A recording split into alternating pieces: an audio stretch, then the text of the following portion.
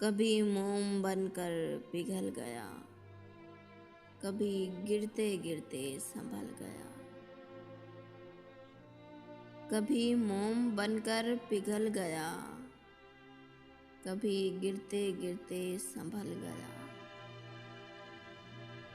वो बन के लम्हा गुरेज का मेरे पास से यूं निकल गया।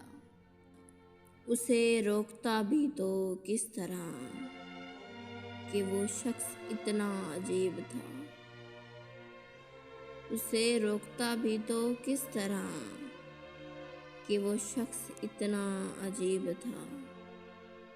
कभी तड़प उठा मेरी आह से, कभी अश्क से ना पिघल सका।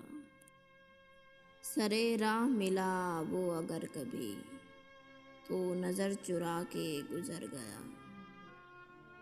सरे राह मिला वो अगर कभी तो नज़र चुरा के गुजर गया। वो उतर गया मेरी आँख से, मेरे दिल से क्यों ना उतर सका।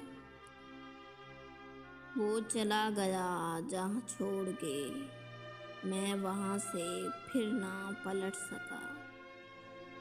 वो चला गया जहाँ छोड़ के मैं वहाँ से फिर ना पलट सका।